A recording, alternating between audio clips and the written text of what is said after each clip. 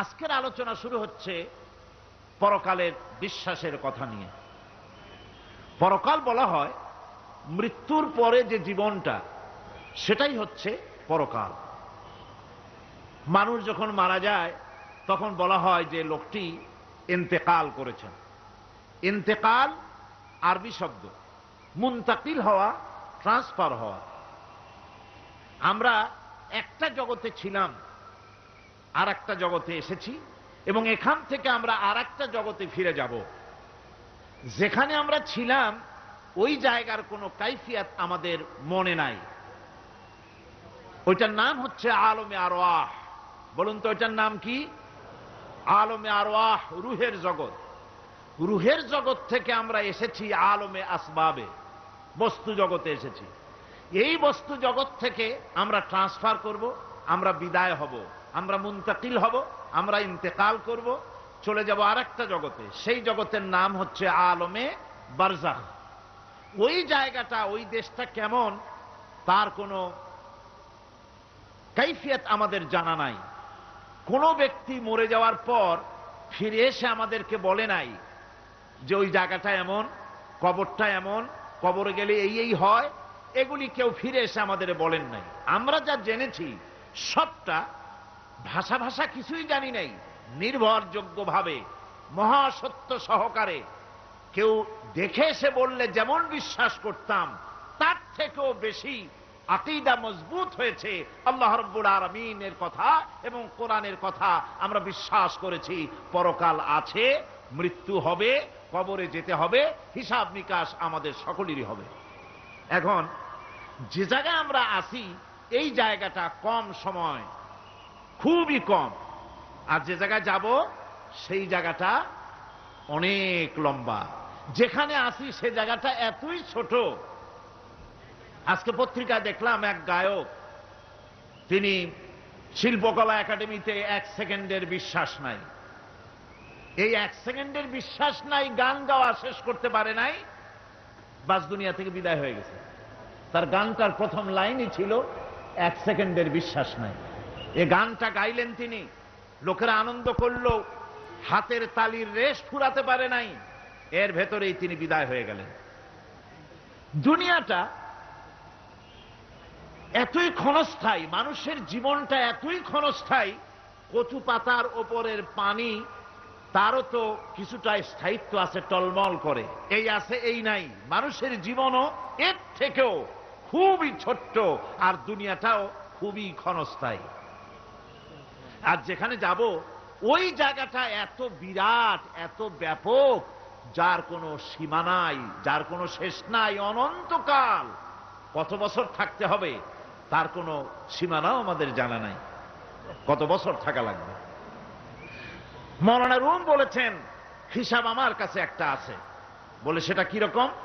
তিনি বলেছেন একটা হিসাব আমি জানি, তা হচ্ছে এই পৃথিবী ভরা যদি থাকে সরিষা, আকাশ পর্যন্ত উঁচা।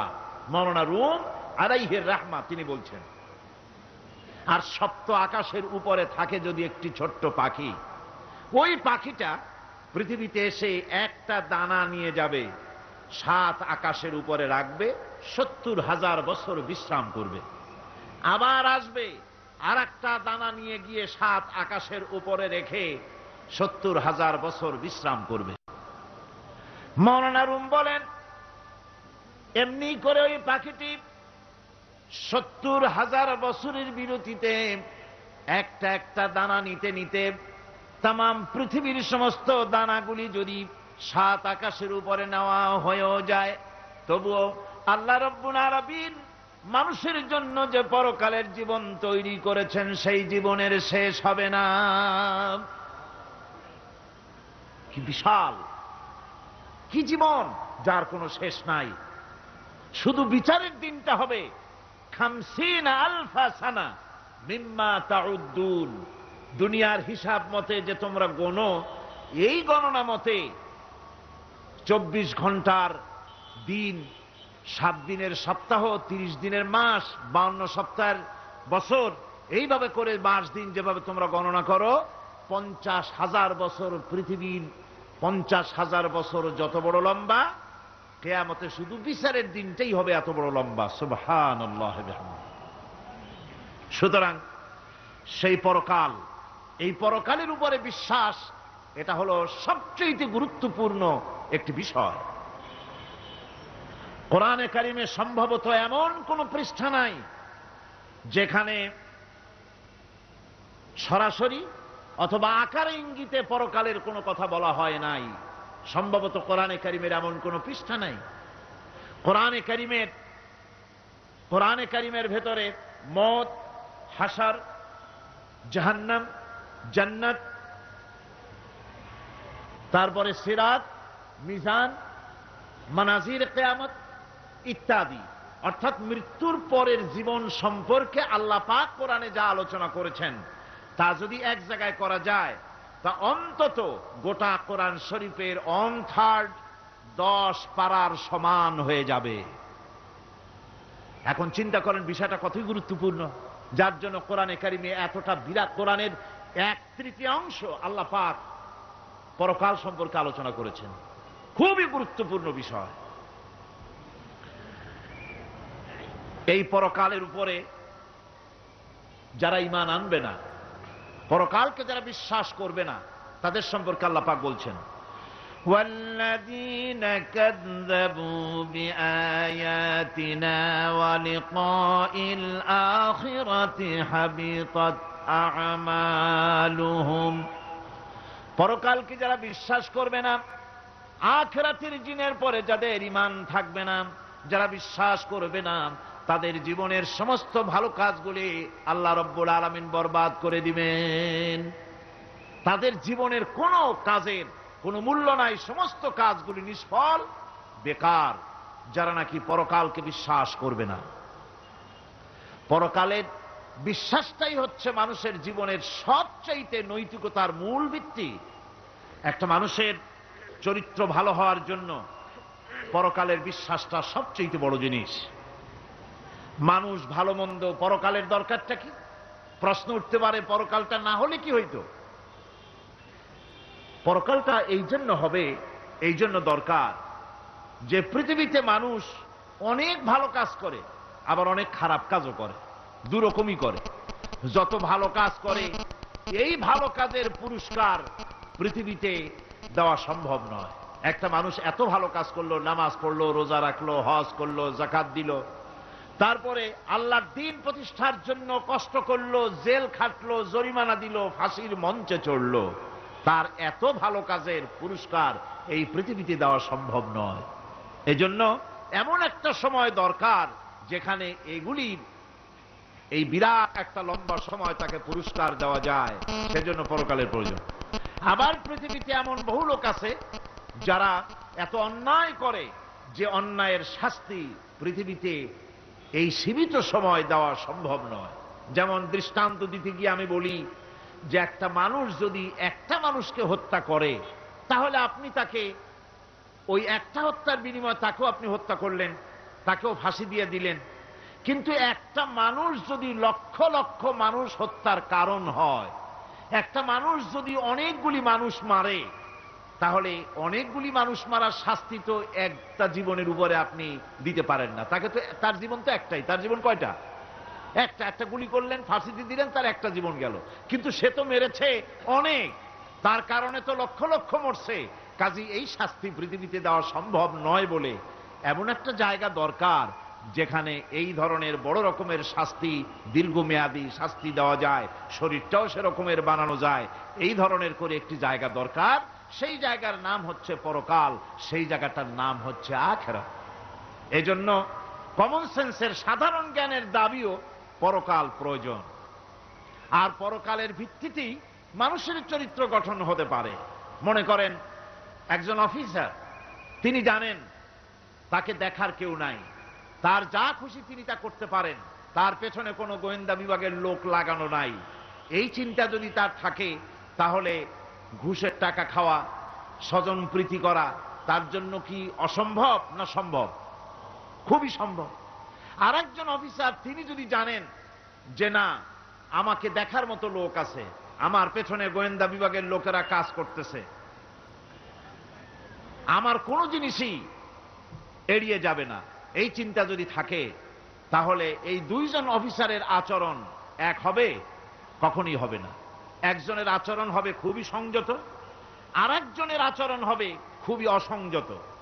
সুতরাং পরকালে যে বিশ্বাসী ব্যক্তি, সে ব্যক্তি চুরি, ডাকাতি, জেনা, ব্যভিচার, হত্যা, ধর্ষণ ইত্যাদি থেকে তিনি হবেন মুক্ত। আর যে ব্যক্তি পরকালকে বিশ্বাস করবে না, তার দ্বারা হবে না এমন কোনো কাজ নাই, সবকিছুই তার দ্বারা সম্ভব। এরপরে আল্লাহ পাক বলছেন যে পরকাল বিশ্বাস মানুষকে দায়িত্ববান বানায় দেয়। পরকালের বিশ্বাস মানুষকে কি বানায়? দায়িত্ববান বানায়, যেহেতু তোমারে তো খালি খালি সৃষ্টি করা হয় নাই। আল্লাহ রাব্বুল আলামিন কোরআনে কারীমের মধ্যে বলছেন, আফাহাসিবতুম আন্নামা খালাকনাকুম আবাসাম ওয়া আন্নাকুম ইলাইনা লা তুরজাউন। লোকেরা কি ভেবেছে? তোমরা কি এটাই মনে করেছো যে আমি তোমাদেরকে এমনি এমনি সৃষ্টি করেছি আর তোমাদেরকে আমার কাছে ফিরে আসতে হবে না? এটাই কি ভেবেছো তোমরা? তোমাদেরকে সৃষ্টি করা হয়েছে এবং তোমাদেরকে আমার দরবারে সকলকেই ফিরে আসতে হবে। পৃথিবীতে এমন কেউ নাই যে পৃথিবীতে টিকে থাকতে পারবে, সমস্ত মানুষকেই আল্লাহর দরবারে ফিরে যেতে হবে। আল্লাহ পাক কোরআনে কারীমের অন্যত্র বলেছেন, আয়াহসাবুল ইনসানু আইয়ুতরাকা সুদা। মানুষ কি ভেবেছে যে আমি তাকে নিরর্থক সৃষ্টি করেছি, তার কোনো হিসাব হবে না, তার কোনো দেখার মতো কেউ নাই, তাকে এমনি এমনি আমি সৃষ্টি করেছি? তা না, প্রত্যেকটি মানুষকেই বিচক্ষণতার দাবি হিসেবে সৃষ্টি করা হয়েছে এবং তার সব কিছুকেই দেখা হচ্ছে। আল্লাহ পাক সব দেখতে পাচ্ছেন, তার নজরের সামনে আছে। আল্লাহ পাক দেখেন এবং শোনেন। আমরাও দেখি, আমরাও শুনি, কিন্তু আল্লাহ পাকের দেখা আর আমাদের দেখা, আল্লাহর শোনা আর আমাদের শোনা একরকম নয়। আমরা এই মাহফিলের বাইরে কি হচ্ছে আমরা দেখতে পাই না, ঠিক কিনা গণ? রাতের বেলায় আমরা আমাদের নিজেদেরকেও দেখি না, এমনকি আমরা আমাদের পেছনে কি হয়, পিছনে কি আছে তাও দেখি না। আপনারা যে আমার সামনে বসে আছেন, আপনাদের পেছনে লোকটা কি করতেছে তা আপনি দেখতে পাচ্ছেন। মেঘ হলে মেঘের উপরে কি হয় দেখতে পাই না, কুয়াশার মধ্যে দেখতে পাই না, গাছের আড়ালে কি দেখতে পাই না, পাহাড়ের আড়ালে কি দেখতে পাই না। তারপরে শোনার ব্যাপারে একটা নির্ধারিত এলাকার আওয়াজ আমাদের কানে আসে, এর বাইরের কিছু আমরা শুনতেও পাই না। আল্লাহ রাব্বুল আলামিনের কি এরকম অবস্থা নাকি? কি বলেন, এরকম অবস্থা? আল্লাহ সব দেখতে পান, সব শুনতে পান, এমন তার চোখের সামনে কোন অবস্ট্রাকশন নাই, তার চোখের সামনে কোন জিনিস অন্তরায় হয়ে দাঁড়াতে পারে না। কেউ কোন জিনিস তার চোখের সামনে বাধার সৃষ্টি হতে পারে না। তাকে কেউ দেখতে পারে না, কিন্তু তিনি সবাইকে দেখতে পান। লা তুদরিকুহুল আবসার, তাকে কোন দৃষ্টিশক্তি তাকে দেখতে পাবে না। সমস্ত দৃষ্টিশক্তিকে তিনি দেখবেন, কিন্তু তাকে কেউ দেখতে পারবে না। সুবহানাল্লাহ ওয়া বিহামদিহি। সুতরাং তিনি সব দেখেন এবং সবই শোনেন। এই বিশ্বাস মানুষকে দায়িত্ববান বানায়। এই বিশ্বাস মানুষকে কি বানায় জোরে গান? দায়িত্ববান বানিয়ে দেয়। আল্লাহ রাব্বুল আলামিন বলছেন, আয়াহসাবু আন লান ইয়াকদিরা আলাইহি আহাদ ইয়াকুলু আহলাকতু মালান লুবাদা আয়াহসাবু আন লাম ইয়ারাহু আহাদ। মানুষ কি ধারণা করেছে তার উপরে কারো কোনো ক্ষমতা চলবে না? সে বলে আমি অনেক ব্যয় করেছি, আর সে ভেবেছে তাকে দেখার মতো কেউ নাই। আল্লাহ পাক বলেন, দেখার জন্য অবশ্যই একজন আছেন, তিনি হচ্ছেন আল্লাহ রাব্বুল আলামিন। কে দেখতে পান? জোরে সরে বলেন, কে দেখতে পান? আল্লাহ পাক সব দেখেন, সব শোনেন। এমনকি সমুদ্রের অতল তলদেশে কোন পাথরের সাথে লাগানো, বালু কণার সঙ্গে লাগানো ছোট্ট একটি পোকা, যা মাইক্রোস্কোপ যন্ত্র ছাড়া দেখা যায় না, এমন ছোট্ট পোকাটিও যদি চিৎকার মারে ক্ষুধার যন্ত্রণায় বা পেটের যন্ত্রণায় বা কষ্টে পড়ে কোনো চিৎকার যদি মারে, সমুদ্রের কেউ শোনার কথা নয়, জমিনের উপরে কেউ শোনার কথা নয়, অন্তরিক্ষের কারো শোনার কথা নয়। আল্লাহ রব্বুল আলামিন বলেন সেই ক্ষীণ আওয়াজটুকুনো তোমার আল্লাহ পাক শুনতে পান। সব তিনি শুনতে পান এবং দেখতে পান, তার চোখের সামনে সব রয়েছে। সুতরাং আসল কথা হচ্ছে মানুষেরা পরকালের চাইতে দুনিয়ার গুরুত্ব দেয় বেশি। বাল তুসিরুনাল হায়াতাদ দুনিয়া ওয়াল আখিরাতু খায়রুন ওয়া আবকা। তোমরা পার্থিব জীবনকে অগ্রাধিকার দিয়েছো, আর পরকাল হচ্ছে উত্তম এবং স্থায়ী। পরকাল হচ্ছে উত্তম। পৃথিবী একটা নিকৃষ্ট জায়গা, একটা ছোট্ট জায়গা পৃথিবী। এটার আরবি হচ্ছে কি বলুন তো? পৃথিবীর আরবি কি? দুনিয়া। এটাকে দুনিয়া, দুনিয়া শব্দটা এসেছে আদনা শব্দ থেকে, তুচ্ছ, নিকৃষ্ট, এটার কোনো দাম নাই। আর এই জন্য হাদিস শরীফে এসেছে যে এই পৃথিবীর মূল্য যদি আল্লাহর কাছে মশার ডানা তুল্য যদি হতো, তাহলে কাফেরকে এক ঢোক পানি আল্লাহ পাক গিলতে দিতেন না। আল্লাহর দৃষ্টান্তটা, হাদিস শরীফের দৃষ্টান্তটা লক্ষ্য করেছেন? এই পৃথিবীর মূল্য যদি একটা মশার ডানার তুল্য যদি হতো, আপনাকে কেউ যদি 1 লক্ষ মশার ডানা যদি কেউ আপনাকে জোগাড় করে দেয়, আপনি কয় টাকা দিয়ে কিনবেন? কোন কথা বলতেছেন না? খুব আগ্রহ আছে কেনার নাকি? 4 আনে দিয়েও 4 পয়সা দিয়েও আপনারা কেউ কিনবেন না, যেহেতু মশার ডানা 10 কোটি ডানা আনি জোগাড় করে দেন না, ওদি করবোটা কি? কাজী দৃষ্টান্তটা লক্ষ্য করুন যে এই পৃথিবীর মূল্য যদি আল্লাহ পাকের কাছে একটা মশার ডানার তুল্য যদি হতো, তাহলে আল্লাহ রাব্বুল আলামিন কাফেরকে এক ঢোক পানি গিলতে দিতেন না। তার মানে এটার কোনো দাম নাই। তো যেটার দাম নাই সেটার দাম আমরা খুব বেশি দিয়েছি। আর পরকাল হচ্ছে স্থায়ী, চিরস্থায়ী জায়গা। সেই চিরস্থায়ী জায়গার আমরা মূল্য দেই নাই। যেমন আমরা দেহের মূল্যটা বেশি দেই, আত্মার মূল্যটা কম দেই। দেহটারে সাজাই বেশি। এই দেহটার জন্য দেখছেন অবস্থা, শীতকালে কত ক্রিম মাখে, পায়ে ভ্যাসলিন মাখে, মুখে ক্রিম মাখে, হাতে জেলি মাখে, তারপরে ঠোঁটে আরো কিছু মাখে, এরপরে এতগুলি মাইখা তারপরে জামা কাপড় সেন্ট আতর কত কিছু সমানে মাখতে থাকে শরীরের জন্য, এত যত্ন। তারপরে ভুরি ভোজন পাইকারি দরে খায়, জনমের মতো খায়। খাওয়ার চোটে পেট যায় একদিক, পাছা যায় আর একদিক, মাথা যায় আর একদিক, আস্তে আস্তে দুমবার সাইজ হয়ে যায় মানুষের বডিটা। যেই শরীরটার কোনো দাম নাই, কোনো মূল্য নাই। আপনারা আচ্ছা, আপনারা সত্য করে বলেন দামটা কার? শরীরের দেহের দাম বেশি না আত্মার দাম বেশি? কোন তো কোনটার দাম? কার দাম? আত্মাটার দাম বেশি। এটা মুখ দিয়ে বললেন, কিন্তু আসলে মনের কথা হইলে আত্মারে আপনারা কিছু খাইতে দিতেন। আত্মাকে তো কিছু খেতে দেওয়া হয় না। দেহটারই আত্মাটার দাম যদি বেশি না হবে, মানুষ মরে গেলে পরে যায়টা কি?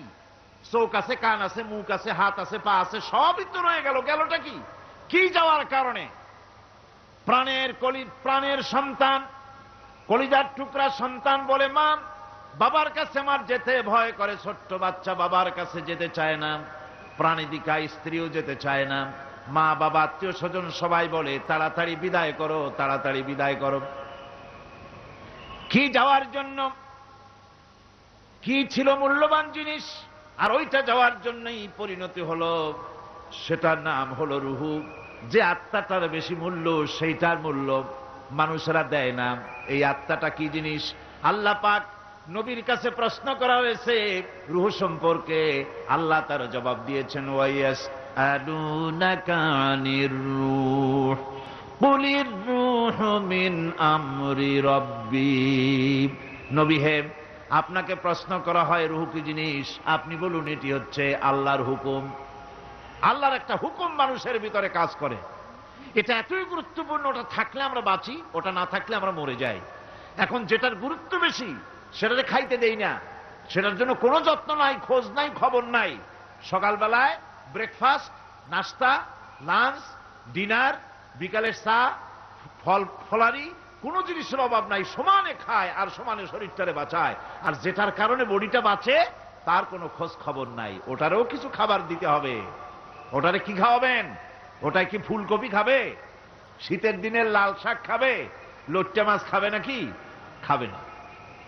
রূপচান্দাও খাবে না। শীতকালের ভাপা পিঠাও না, ধুপি পিঠা কি কন আপনারা, এগুলোও খাবে না। সুতরাং এই যে শরীর আপনার আত্মাটা, ওরে খাইতে দিবেন কি? ও কচু খায় না, মূলাও খায় না, দুধও খায় না, পনিরও খায় না, ঘিও খায় না, মাছ গোশতও খায় না। যেহেতু এই আত্মাটা এসেছে রুহের জগৎ থেকে, তাই ওর খাদ্য এই পৃথিবীতে বানানো হয় নাই। দেহ তৈরি হয়েছে মাটি থেকে, মাটির উপাদান দিয়ে, সেজন্য তার খাদ্য বানানো হয়েছে মাটির উপাদান দিয়ে। আর আত্মা যেহেতু এসেছে আল্লাহর কাছের থেকে, রুহের জগৎ থেকে, সেজন্য আল্লাহ রব্বুল আলামিন আত্মার খাদ্য পাঠিয়েছেন লৌহ মাহফুজ থেকে। খাদ্যের নাম হচ্ছে তেলাওয়াতে কোরআন। তেলাওয়াতে কোরআন। কোরআনে কারীম তেলাওয়াতে আত্মার সমৃদ্ধি হতো। কোরআনে কারীমের তেলাওয়াত, অনুধাবন, এর দ্বারা আত্মার সমৃদ্ধি হতো। যেহেতু কোরআন হচ্ছে রুহের খোরাক, সেই খোরাক দেওয়া হচ্ছে না তাকে।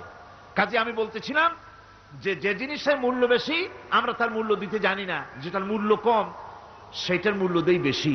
অনুরূপ ভাবে এই পৃথিবীর কোন দাম নাই, আল্লাহ পাক বলছেন, সেই জিনিসটার মূল্য আমরা বেশি দিলাম, আর পরকালের চিন্তা আমাদের দিল থেকে উবে গেল। এই জন্য আল্লাহ রাব্বুল আলামিন বলেন, ইন্নাল্লাযীনা লা ইউমিনুনা বিল আখিরাতি যায়্যান্না লাহুম আ'মালাহুম ফাহুম ইয়ামাহুন। যারা পরকালের প্রতি ঈমান আনে না, পরকালকে যারা বিশ্বাস করে না, তাদের ক্রিয়াকাণ্ডকে তাদের কাছে চিত্তাকর্ষক বানায় দেওয়া হয়। আর এভাবে তারা পথভ্রষ্ট হয়ে যায়। দুনিয়া তাদের কাছে বেশি মজা লাগে, দুনিয়াটা বেশি ভালো লাগে। কয় হুজুর, তাফসীরের মাহফিল ভালো লাগে, আবার যখন কীর্তন শুনতে যাই, সিনেমা দেখতে যাই, তাও খারাপ লাগে না, তাও ভালো লাগে। মিলাদ শরীফও ভালো লাগে, কীর্তনও ভালো লাগে, ওয়াজ মাহফিলও ভালো লাগে, গানও ভালো লাগে, সিনেমাও ভালো লাগে। এই যে দুই জিনিস ভালো লাগে, এটা হলো মুনাফিকি রোগ। এটা কি রোগ বলেন না সবাই? এটা কি রোগ? মুনাফিকি রোগ। ঈমানের স্বাদ যখন নষ্ট হয়, তখন এই অবস্থার সৃষ্টি হয়। বিষাক্ত সাপ যখন মানুষকে দংশন করে, রাতের অন্ধকারে বিষাক্ত সাপে মানুষকে দংশন করেছে, ওঝা আনা হলো। ওঝা এসে সর্বপ্রথম টেস্ট করবে যে সাপটা কি বিষাক্ত না এমনি সাধারণ সাপে তাকে দংশন করেছে, সাপটা কি ধরনের। এটা টেস্ট করার জন্য সাপে কাটা রোগীর মুখে ওঝা মুখের মধ্যে খুব ঝাল মরিচ অথবা লবণ এটা দেয়। দিলে পরে সে যদি বলে পানি পানি লাগে, খুব ঝালওয়ালা মরিচ কিন্তু মুখে পানি পানি লাগে, বুঝতে হবে বিষাক্ত সাপে কামড়িয়েছে। আর যদি ঝালকে ঝাল বলে, লবণকে লবণ বলে, তিতকে তিতো বলে, তাহলে বোঝা যাবে বিষাক্ত সাপে কামড়ায় নাই। তো বিষাক্ত সাপের প্রধান আলামত হলো এই, বিষাক্ত সাপে যখন মানুষকে কাটে, তখন তার প্রথম বিষক্রিয়া হচ্ছে তার রক্তকে জাম করে দেয় আর জিহ্বার স্বাদকে নষ্ট করে দেয়। এই পৃথিবীতে যত বিষাক্ত সাপ আছে, সবচাইতে মারাত্মক আর বিষাক্ত সাপ হচ্ছে শয়তান। সবচাইতে বিষাক্ত সাপ কি? এই শয়তান যাকে ওয়াসওয়াসা দেয়, শয়তান যাকে দংশন করে, শয়তান যারে ফুটবল বানাতে পারে, সর্বপ্রথম তার ঈমানের স্বাদ নষ্ট করে দেয়। তখন আখিরাত ভালো লাগে না, তখন মসজিদ ভালো লাগে না, তখন ওয়াজ মাহফিল ভালো লাগে না, তাফসীর মাহফিল ভালো লাগে না, তখন সিনেমা পছন্দ হয়, গান পছন্দ হয়, মেলা পছন্দ হয়, সাংস্কৃতিক অনুষ্ঠান, নাচ, উল্টোপাল্টা কাম, এই সমস্ত পছন্দ হয়। আল্লাহর ইসলাম ভালো লাগে না, পছন্দ হয় না। আল্লাহ পাক বলেন, পরকালকে যারা অস্বীকার করে তাদের মনের তাদের জন্য এই দুনিয়াটাকেই তাদের সামনে চিত্তাকর্ষক, তাদের ক্রিয়াকাণ্ডকে চিত্তাকর্ষক করে দেওয়া হয়, আর এর ভেতরেই তারা পড়ে থাকে। ফলে এই সব পরকালে অবিশ্বাসী লোকগুলি অহংকারী হয়। তারা কি হয়? আল্লাহ পাক বলেন, فَالَّذِينَ لَا يُؤْمِنُونَ بِالْآخِرَةِ قُلُوبُهُمْ مُنْكِرَةٌ وَهُمْ مُسْتَكْبِرُونَ। পরকালের প্রতি যারা ঈমান আনে না, পরকালকে যারা বিশ্বাস করে না, তাদের মন সত্য কথাকে অস্বীকার করে, আর এই লোকগুলি অহংকারী হয়ে যায়, ধরাকে সরাক জ্ঞান করে। কি হনুরে এই অবস্থার সৃষ্টি হয়ে যায়। সে মনে করে যে পৃথিবী আমার, উলট পালট করে দে মা, লুটে পুটি খাই, পরকালে বিশ্বাস নাই, যা খুশি সে তখন তা করতে থাকে এবং অহংকারী হয়ে যায়। পরকালীন জীবনের অস্বীকৃতি আজকে নতুন কিছু নয়। আজও এক শ্রেণীর লোক আছে যারা বলে পরকাল বলে কিছুই নাই, আল্লাহ সম্পর্কে বলে দেয়ার ইজ নো গড, স্রষ্টা বলতে কিছু নাই, পরকালকেও বিশ্বাস করে না এমন লোক আমাদের দেশে আছে কিনা কন, যেরকম আছে কিনা? যথেষ্ট তৈরি হয়েছে এবং বর্তমান সময় বেশি তৈরি হয়েছে। অতীতের কোন সময় ইসলাম আর মুসলিম সেন্টিমেন্ট এত আহত হয় নাই যত এই কয়েক বছরের মধ্যে হয়েছে, ঠিক কিনা? পরকালকে অস্বীকার করেছে, কোরআন শরীফকে আগাগোড়া সংশোধনের কথা বলেছে, আল্লাহকে মিথ্যাবাদী বলেছে। নাউজুবিল্লাহ পড়েন না কেন? নাউজুবিল্লাহি মিন যালিক। আল্লাহকে মিথ্যাবাদী বলা হয়েছে, কোরআনের সংশোধনের দাবি উঠেছে, মাদ্রাসার ভেতরে ডাকাত দুষ্ট পয়দা হয় বলা হচ্ছে। এভাবে করে তারা আল্লাহকে অস্বীকার করেছে, কোরআনকে অস্বীকার করেছে, পরকালকে অস্বীকার করছে। পরকালকে সেই অতীতের যুগের কাফেররাই অস্বীকার করে নাই, বর্তমান যুগেরও এক শ্রেণীর লোকেরা, তারা আবার মুসলমান নামধারী, নাম মুসলমানি নাম লাগানো আছে, পরকালকে তারা অস্বীকার করছে। এদের ভিত্তি হচ্ছে এই, তারা বলে ইন হিয়া ইল্লা হায়াতুনা দুনিয়া ওয়া মা নাহনু বিমাবউসিন। তারা বলে এই দুনিয়ার জীবনটাই একমাত্র জীবন, এই দুনিয়ার জীবনই হলো একমাত্র জীবন, আমরা আর উঠব না পরকালে, পরকাল বলে কিছুই নাই, পরকাল বলে কোনো জিনিস নাই, আমাদেরকে কিয়ামতে আল্লাহর দরবারে ওঠা লাগবে না। সুতরাং তারা ওমর খৈয়ামের মুরিদ হয়ে যায়। তারা বলতে থাকে এই বেলা ভাই মদ খেয়ে নাও, কাল নিশীতের ভরসা কই, চাঁদনি জাগিবে যুগ যুগ ধরি, আমরা তোমার রবনা সই। যত পারো মদ খাও, নগদ যা পাও হাত পেতে নাও, বাকির খাতায় শূন্য থাক, দূরের বাদ্য কিলাপ শুনে মাঝখানে যে বেজায় ফাঁক। কোথায় কিয়ামত আর কোথায় পরকাল, কোথায় বিচার, কোথায় হাসর, কোথায় সিরাত, কোথায় মিজান, আর মাঝখানে টাটকা সুখগুলো ছাড়িয়ে দেবে একটা কথা, মাঝখানের এই টাটকা সুখগুলি গ্রহণ করো, মজা করো। এই সব শিক্ষা দেওয়া হয় ওই সেকুলার শিক্ষা ব্যবস্থার মাধ্যমে কলেজে এবং বিশ্ববিদ্যালয়গুলিতে, যার কারণে পরকালের বিশ্বাস নাই বলে এমন কোনো কাজ নাই যা তারা করতে পারে না।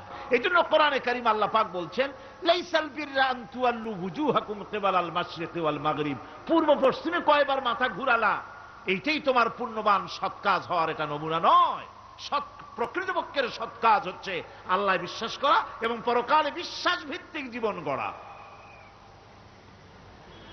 ওই কাফেররা বলতো ওয়াকালু মা হিয়া ইল্লা হায়াতুনা দুনিয়া নামুতু ওয়া নাহইয়া ওয়া মা ইউহলিকুনা ইল্লা দাহর।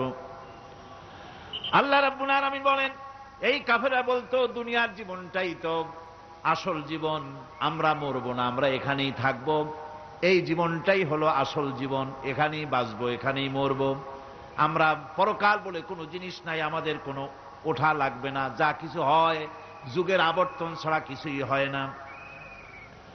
শুধু তাই নয়, এই প্রশ্ন কাফিরদের মনের ভিতরে মারাত্মক আকার ধারণ করলো। তারা বলল আইযা মিতনা ওয়া কুন্না তুরাবান যালিকা রাজউম বাঈদ, আমরা মাটির সাথে মিশে যাব, আমরা মরে যাব, মাটির সঙ্গে মিশে যাব, তারপরে আমাদেরকে জীবিত করা হবে, এটা তো জ্ঞান বহির্ভূত কথা, এটা তো মাথায় ঢোকে না, কথাটা কেমন? তারা এভাবে অনেক প্রশ্ন করত। ওয়াকালু أَإِذَا كُنَّا عِظَامًا وَرُفَاتًا أَإِنَّا لَمَبْعُوثُونَ خَلْقًا جَدِيدًا। আমরা মরে যাব, গলে যাব, পচে যাব, হাড্ডি গুড্ডি মাটির সাথে মিশে যাবে, এরপরে আমাদেরকে নতুন করে সৃষ্টি করা হবে। এটা জ্ঞান বহির্ভূত কথা, এটা মাথার মধ্যে আসে না। কে আমাদেরকে চিন্তা করবে মরে যাওয়ার পর? আল্লাহ রাব্বুল আলামিন বলছেন, দেখো আল্লাহ পাক কোরআনে কারীমের ভিতরে যুক্তি দিয়ে বুঝাচ্ছেন যে অবশ্যই তোমাদেরকে আবার জিন্দা করা হবে, তোমাদেরকে উঠতে হবে। তোমরা এই পৃথিবীর অবস্থা পর্যবেক্ষণ করো, তাকায় দেখো আকাশের দিকে, জমিনের দিকে লক্ষ্য করে দেখো। أَوَلَمْ يَنْظُرُوا فِي مَلَكُوتِ السَّمَاوَاتِ وَالْأَرْضِ। তারা কি আসমান এবং জমিনের ব্যবস্থাপনা সম্পর্কে চিন্তা ভাবনা করে না? ওই বিরাট আকাশটাকে যে আল্লাহ রাব্বুল আলামিন তৈরি করলেন, এই জমিনটাকে যিনি তৈরি করলেন, তিনি কি তোমাকে মৃত্যুর পরে তিনি কি জিন্দা করবেন না? তিনি কি জিন্দা করতে পারবেন না? কেমনে তোমরা অস্বীকার করতে পারো? দুনিয়ার ব্যবস্থাপনা এবং এই পৃথিবীর আকাশ এবং জমিনের ব্যবস্থাপনা সম্পর্কে তোমরা চিন্তা ভাবনা করে দেখো, অবশ্যই আল্লাহ রাব্বুল আলামিন তোমাদেরকে আবার জিন্দা করবেন। ওয়াকাইয়্যিম মিন আয়াতিন ফিস সামাওয়াতি ওয়াল আরদি ইয়ামুররুনা আলাইহা ওয়া হুম আনহা মুরিদুন। আসমান জমিনে বহু নিদর্শন পড়ে আছে যেগুলি তারা অতিক্রম করে যায়, অথচ সে সম্পর্কে তারা মোটেই চিন্তা ভাবনা করে না। চিন্তার বহু বিষয় আল্লাহ পাক এই পৃথিবীতে রেখেছেন। যারা চিন্তাশীল, যারা জ্ঞানবান, তারা এর দ্বারা বুঝতে পারে। আল্লাহ রাব্বুল আলামিন বলছেন, ইন্না ফি খালকিস সামাওয়াতি ওয়াল আরদি ওয়া ইখতিলাফিল লাইলি ওয়ান নাহার লাআয়াতিন লিউলিল আলবাব। নিশ্চয়ই আকাশ সৃষ্টি এবং জমিন সৃষ্টির ব্যাপারে আর রাত আর দিনের পরিবর্তনের ব্যাপারে যারা জ্ঞানবান তাদের জন্য নিদর্শন রয়েছে। যারা জ্ঞানবান তাদের জন্য চিন্তার বিষয়বস্তু রয়েছে। গবেষণা করো, চিন্তা করো, এই পৃথিবীতে আল্লাহ পাক যা কিছু সৃষ্টি করেছেন তার পক্ষে আবার তোমাদেরকে সৃষ্টি করা মোটেই অসম্ভব নয়।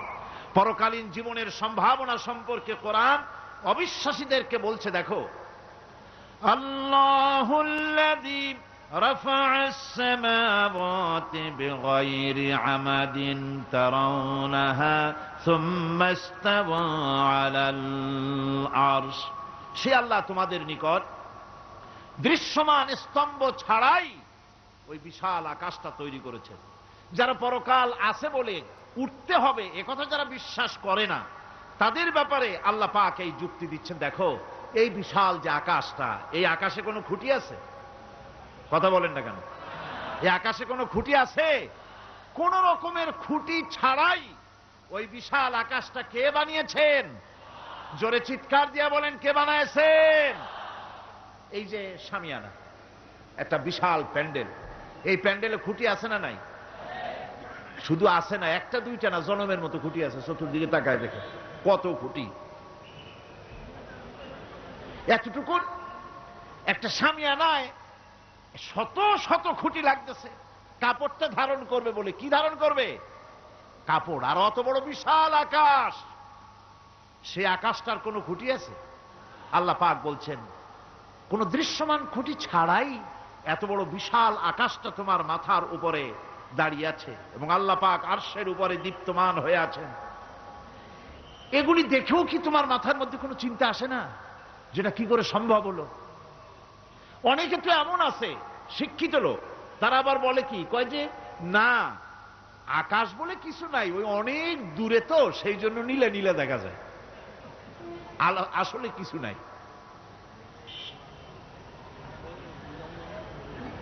আকাশ, কোরআনে কারীমের মধ্যে আকাশ সম্পর্কে যে কথা বলা হয়েছে, বিশাল, যার কোনো কুল নাই, কিনারা নাই, মহাশূন্য। আমি সামনে বলবো আকাশ সম্পর্কে কথা আসতেছে। আল্লাহ পাক বলছেন, দেখো ওই বিশাল আকাশটাকে আমি সৃষ্টি করে রেখেছি, কোনো খুঁটি লাগাই নেই। তোমার মতো একটা ছোট্ট মানুষ সৃষ্টি করেছি, মরে যাওয়ার পর মাটির সাথে মিশে যাবা, আবার তোমাকে যে আমি উঠাবো এ ব্যাপারে তোমার চিন্তার মধ্যে দুর্বলতা আসলো কেন যে সেই আল্লাহ রাব্বুল আলামিন তোমাকে উঠাতে পারবেন না? وَسَخَّرَ الشَّمْسَ وَالْقَمَرَ كُلٌّ يَجْرِي لِأَجَلٍ مُّسَمًّى। তিনি চন্দ্র সূর্যকে আজ্ঞাবর্তী করেছেন, প্রত্যেকেই তার নির্দিষ্ট সময় সীমা মতো চলাফেরা করতেছে। তুমি তো ছোট একটা মানুষ, অত বড় বিশাল সূর্যটা, বিরাট চন্দ্রটা সব গতিমান, আল্লাহর হুকুমে সব চলাফেরা করতেছে, কত ঠিক কিনা? এ সবগুলি আল্লাহ রাব্বুল আলামিন দুনিয়ার মানুষের সামনে তুলে ধরেছেন। তাকায় দেখো, নজর করে দেখো, এই সুন্দর করে জমিন ও আসমানকে সৃষ্টি করেছি, চাঁদ সূর্যকে সৃষ্টি করেছি। এবার লক্ষ্য করো, আনতুম আশাদ্দু খালকান আমিস সামাউ বানাহা। তোমাদের সৃষ্টি করা বেশি কঠিন না ওই বিশাল আকাশটাকে তৈরি করা বেশি কঠিন? কোনটা বেশি কঠিন? অত বড় বিশাল আকাশটাকে যিনি সৃষ্টি করলেন, তিনি তোমার মতো মানুষকে সৃষ্টি করতে পারবেন না? আবার যিনি একবার বিনা মডেলে তোমাকে তৈরি করলেন, আল্লাহ কি সুন্দর দৃষ্টান্ত দিচ্ছেন, আনতুম আশাদ্দু খালকান আমিস সামাউ বানাহা। তোমারে কঠিন তৈরি করা বেশি কঠিন, ওই বিশাল আকাশটাকে বেশি তৈরি করা বেশি কঠিন? অত বড় বিরাট জিনিসটাই তো আল্লাহ তৈরি করে ফেলেছেন, বিশাল আকাশ, মহাশূন্য। আর সেই মহাশূন্যের তুলনায়, মহাবিশ্বের তুলনায় পৃথিবী কত ছোট। আমাদের সবচাইতে কাছে। বিজ্ঞানীরা হয়রান হয়ে যাচ্ছে আকাশের চিন্তা করে, মহাকাশ চিন্তা করে ক্রমান্বয়ে হয়রান হয়ে যাচ্ছে। আমাদের সবচাইতে নিকটতম যে গ্যালাক্সিটা আছে, এই গ্যালাক্সিটার ব্যাস হচ্ছে, যেটা সবচেয়ে ছোট, গরিব গ্যালাক্সি, এটা বিজ্ঞানীরা বলেছে গরিব গ্যালাক্সি, দিনহীন। এই গরিব গ্যালাক্সি যেটা আমাদের সবচাইতে নিকটে, পৃথিবীর সবচাইতে কাছে, এর ব্যাস হচ্ছে, এর পরিধি হচ্ছে 1,00,000 আলোকবর্ষ সমান। 1,00,000 আলোকবর্ষ। প্রতি সেকেন্ডে আলোর গতি কত? 1,86,000 মাইল প্রতি সেকেন্ডে। প্রতি সেকেন্ডে যে আলোর গতি 1,86,000 মাইল, এর মিনিট, এর ঘন্টা, এর সপ্তাহ, এর মাস, এর বছর, এরকম 1,00,000 আলোকবর্ষ হচ্ছে সেই ছায়াপথের ব্যাস, এটার পরিধি। এটা হলো গরিব গ্যালাক্সি। আর এই গ্যালাক্সিতে বাস করে 10,000 কোটি তারকা। বিজ্ঞানীরা বলছেন যে তারকাগুলি সূর্যের চাইতে লক্ষ কোটি গুণে অনেক বড়। সুবহানাল্লাহ। তাহলে মহাকাশ সম্পর্কে চিন্তা করে মানুষ আজ অবাক হয়ে যাচ্ছে, চিন্তা হয়রান হয়ে যাচ্ছে। বার্টন রাসেল তিনি বলেছিলেন স্রষ্টার স্রষ্টাকে, স্রষ্টার স্রষ্টাকে। এর জবাব আরেকজন বিজ্ঞানী লিখেছেন যে স্রষ্টার স্রষ্টাকে এই চিন্তা তো সৃষ্টিতে করতে পারবে না। স্রষ্টার কোন স্রষ্টা নাই। পৃথিবীতে যত স্রষ্টা আছে, মাইক যে তৈরি করেছে সেও একজন স্রষ্টা, ঠিক কিনা কোন কথা বোঝেন তো আমার? মাইক যে তৈরি করেছে সেও একটা স্রষ্টা, ওই প্যান্ডেল যে তৈরি করেছে সেও একটা স্রষ্টা, চেয়ার টেবিল যে সৃষ্টি করেছে সেও একটা স্রষ্টা। কিন্তু এরা কেউ পূর্ণাঙ্গ স্রষ্টা নয়, কারণ এই মাইকটা তৈরি করার যত উপাদান, সমস্ত উপাদান আল্লাহ রাব্বুল আলামিনের তৈরি করা। কথা ঠিক কিনা? তুমি শুধু অ্যাসেম্বল করেছো, তুমি শুধু এগুলোকে এক জায়গায় করেছো। তোমার বাপেরও ক্ষমতা নেই লোহা তৈরি করা। পারবা লোহা তৈরি করতে? আরে কথা কন না কেন মিয়া সাহেব? পারবেন লোহা তৈরি করতে? পারবেন একটা বাঁশ বানাইতে? বাঁশ হোক, লোহা হোক, যা সব বাদ দেন, মাথার একটা চুল বানাইতে পারবেন? পাট দিয়া, রং দিয়া পরচুলা বানাইতে পারবেন, কিন্তু চুলের মতো করে একটা চুল বানাইতে পারবেন না। মানুষের শরীরে রক্তের মতো করে এক ফোঁটা রক্ত মানুষের শরীরের বাইরে বানান তো দেখি। তাহলে মানুষের যখন রক্তের প্রয়োজন হয়, তখন মানুষের কাছ থেকে রক্ত ধার নেওয়া লাগতো না, ফ্যাক্টরিতে রক্ত তৈরি হয়ে থাকতো, কোনো অসুবিধা হতো না। এক ফোঁটা রক্ত বানারও শক্তি গোটা পৃথিবীর মানুষের নয়। সুতরাং তোমরা স্রষ্টা হলেও তোমরা হচ্ছ নাকের স্রষ্টা। ধার করো, অন্যের জিনিস ধার করিয়ে বানাও। মুকাম্মাল স্রষ্টা হচ্ছেন কে? আসল স্রষ্টা কে? এরকম বললে হবে না, গায়ের সমস্ত শক্তি দিয়া বলেন আসল স্রষ্টা কে। ওই বিজ্ঞানী বলছেন যে বার্টন রাসেল বলছে স্রষ্টার স্রষ্টা কে। স্রষ্টার স্রষ্টা তুমি খুঁজে পাবে না, তোমার মাথায় ঢুকবে না। আগে সৃষ্টি চিন্তা করো। তিনি বলেছেন একটা লবণ, একটা লবণের কণা, লবণ বলেন তো, একটা লবণের কণা, এক কণা লবণের ভেতরে যে কেলাস থাকে, এর ভিতরে যে সমস্ত উপাদান থাকে, সেই লবণের কণাগুলির মধ্যে কতগুলি উপাদান থাকে, সেই উপাদানগুলি চিন্তা করতে 1000 বার্টন রাসেলের মস্তিষ্কের প্রয়োজন।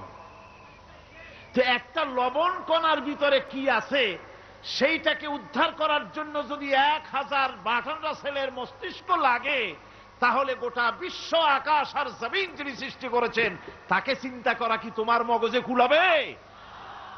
দুনিয়ার প্রথম দিন থেকে শুরু করে কিয়ামত পর্যন্ত মানুষ, যত মানুষ এসেছে আর যত মানুষ আসবে, স্রষ্টা সম্পর্কে চিন্তা করা একটা অসম্ভব ব্যাপার। স্রষ্টার সামনে শুধু মাথাই নত করবা। তিনি কোত্থেকে এসছেন, তিনি কে জানার দরকার নাই। তিনি আল্লাহ। তার নাম কি? মাথা নত করে দাও সামনে। তিনি আল্লাহ, সর্বশক্তিমান আল্লাহ, রব্বুল ইজ্জত ওয়াল জালাল। তিনি ছিলেন, তিনি আছেন, তিনি থাকবেন। তিনি অনন্ত, তিনি অসীম, তিনি চিন্ময়, তিনি অব্যয়, তিনি অক্ষয়, তিনি শাশ্বত, যার কোনো শুরু নাই, যার কোনো শেষ নাই। সুবহানাল্লাহ পড়ে। সুতরাং সেই মহান আল্লাহ রাব্বুল আলামিন তিনি বলছেন, বান্দারা তোমারে বানানো কঠিন না ওই বিশাল আকাশটা বানানো কঠিন? অত বড় বিশাল আকাশটাই তো আমি তৈরি করেছি। তোমার মৃত্যুর পরে তোমাকে জিন্দা করা মোটেই কোনো কঠিন ব্যাপার নয়, এটা খুবই সহজ। ভাইরা আমার, আল্লাহ সুবহানাহু ওয়া তাআলা পৃথিবীর মানুষকে এসব দৃষ্টান্ত দিয়ে সুন্দর করে মানুষকে বুঝাচ্ছেন। তিনি মানুষকে পরিষ্কার করে বুঝিয়েছেন। আল্লাহ পাক বলেন, এই পৃথিবীতে এসব প্রশ্নের চূড়ান্ত জবাব দিতে গিয়ে আল্লাহ পাক বলছেন, কুল ইউহীহাল্লাযী আনশাআহা আউওয়ালা মাররা ওয়া হুয়া বিকুল্লি খালকিন আলীম। বলে দাও, তোমাদের মৃত্যুর পরে সেই আল্লাহ রাব্বুল আলামিন তোমাদেরকে জিন্দা করবেন, যিনি তোমাদেরকে প্রথমবারে তৈরি করেছিলেন। প্রথমে যিনি সমস্ত জিনিস সৃষ্টি করেছেন, ওই আল্লাহ রাব্বুল আলামিন তোমাদেরকে আবার জিন্দা করবেন। আর এসব জিনিসকে খেল তামাশার বিষয়বস্তু করে তৈরি করা হয় নাই। সমস্ত জিনিসের পেছনে বিরাট উদ্দেশ্য কাজ করেছে। একটা লক্ষ্য নিয়ে, সামনে নিয়ে, উদ্দেশ্য নিয়ে আল্লাহ তৈরি করেছেন। আল্লাহ পাক বলছেন, وَمَا خَلَقْنَا السَّمَاوَاتِ وَالْأَرْضَ وَمَا بَيْنَهُمَا لَاعِبِينَ। এই পৃথিবীতে আকাশ, ওই বিশাল আকাশ এবং জমিন এবং এর মধ্যস্থিত কোন জিনিসকে আমি খামোখা তৈরি করি নাই, খেল তামাশার বিষয়বস্তু হিসাবে তৈরি করি নাই। যারা নাকি জ্ঞানবান, যারা বুদ্ধিমান, তাদের সম্পর্কে আল্লাহ বলেন, الذين يذكرون الله قياما وقعودا وعلى جنوبهم ويتفكرون في خلق السماوات والأرض ربنا ما خلقت هذا باطلا سبحانك فقنا عذاب النار। যারা নাকি জ্ঞানবান, যারা চিন্তাশীল, যারা শুধু পাইকারি দরে খায় আর ঘুমায় না, যারা চিন্তা ভাবনা করে, তারা দাঁড়ানো অবস্থায়, বসা অবস্থায়, সব অবস্থায়, আকাশ জমিন, রাত দিনের পরিবর্তন, মানব সৃষ্টি, এ সব কিছু চিন্তা গবেষণা করে বলে, রব্বানা মা খালাকতা হাযা বাতিলা, এ কোনো কিছুই তুমি নিরর্থক ভাবে সৃষ্টি করনি, সবগুলোই তুমি বিশেষ উদ্দেশ্য নিয়ে তৈরি করেছো। ফাকিনা আযাবান নার, সুতরাং আমাকে জাহান্নামের আগুন থেকে তুমি রক্ষা করো, আমাকে তুমি রক্ষা করো। আমরা সবাই বলি আমিন। চিন্তাশীল এবং গবেষক যারা, তারা এভাবে চিন্তা ভাবনার মাধ্যমে এ সব কিছু তারা বুঝতে পারে যে এই পৃথিবী খেল তামাশার বিষয় নয়। এই পৃথিবীকে আল্লাহ পাক এমনি এমনি তৈরি করেন নাই, দুনিয়ার মানুষগুলিকেও খামোখা সৃষ্টি করেননি, এর পেছনে বিরাট উদ্দেশ্য কাজ করেছে এবং আমাদের সকলকেই আল্লাহ রাব্বুল আলামিনের কাছে হাজির হতে হবে। আল্লাহুম্মা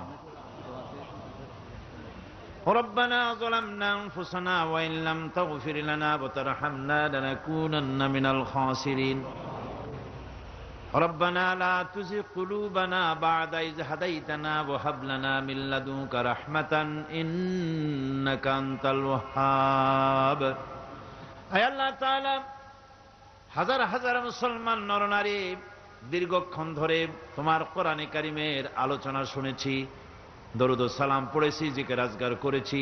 মেহেরবানি করে সওয়াবটুকুন জনাবে মুহাম্মদুর রাসূলুল্লাহ সাল্লাল্লাহু আলাইহি ওয়াসাল্লামের রূহ মুবারকে পৌঁছায় দাও।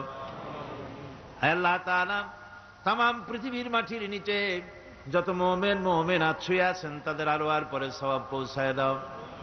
রব্বুল আলামিন, আমাদের মধ্য থেকে মা বাপ যাদের দুনিয়া থেকে বিদায় হয়ে গেছে, কবরগুলিকে জান্নাতের টুকরা বানায়া দাও। রব্বির হামহুমা কামা রব্বায়ানি সগীরা। সকলে পড়েন রব্বির হামহুমা কামা রব্বায়ানি সগীরা। আয় আল্লাহ তাআলা, আমাদের পীর মুর্শিদ, আমাদের উস্তাদ, আমাদের ভাই বোন, আত্মীয় স্বজন যার যা মারা গেছে সকলকে ক্ষমা করে দাও। গোটা পৃথিবীতে আজকে যত মুসলমান বেঁচে আছেন সমস্ত মুসলমানদের গুনাহ খাতা মাফ করে দাও। সমস্ত মুসলমানদেরকে এক বানায় দাও, নেক বানায় দাও। মুসলমানদের জিন্দেগির গুনাহ খাতা মাফ করে দাও। হায় আল্লাহ তাআলা, আমরা সারা জীবন গুনাহ করেছি, গুনাহ করে জীবনটারে নষ্ট করে ফেলেছি। মাবুদ গো, দয়া করে জীবনের সব গুনাহগুলি আজ তুমি ক্ষমা করে দাও। আয় আল্লাহ তাআলা, কোরআনে কারীমের মাহফিলকে আমরা থাকবো না, আমরা তো চলে যাব, বিদায় হব। আয় আল্লাহ, এই মাহফিল যেন শেষ না হয়, কিয়ামত পর্যন্ত প্রতি বছর মাহফিল হতে পারে কোরআনের। এই যাত্রা যেন ভঙ্গ না হয়ে যায়। আয় আল্লাহ তাআলা, এই পবিত্র অনুষ্ঠান যেন শেষ না হয়ে যায়, প্রতি বছর হতে পারে। তুমি মেহেরবানি করে এই সিলসিলা জারি রেখে দিও। কোরআনে কারীমের আজমত, কোরআনের বরকত দিয়ে আল্লাহ তুমি আমাদেরকে মালামাল করে দাও। তোমার শেষ হেদায়েতের, সর্বশেষ হেদায়েতের কিতাবকে আমরা যেন আমাদের জীবনের হেদায়েতের উৎস হিসেবে গ্রহণ করতে পারি, আমল করতে পারি, তৌফিক আমাদের দিয়া দাও। রব্বানা তাকাব্বাল মিন্না ইন্নাকা আনতাস সামিউল আলিম ওয়া তুব আলাইনা ইন্নাকা আনতাত তাওয়াবুর রহিম। সুবহানা রাব্বিকা রাব্বিল ইজ্জাতি আম্মা ইয়াসিফুন ওয়া সালামুন আলাল মুরসালিন আলহামদুলিল্লাহি রাব্বিল আলামিন। ওয়াজআল আখিরা কালিমাতিনা ইনদাল মাউত লা ইলাহা ইল্লাল্লাহু মুহাম্মাদুর রাসূলুল্লাহ। আসসালামু আলাইকুম ওয়া রাহমাতুল্লাহ।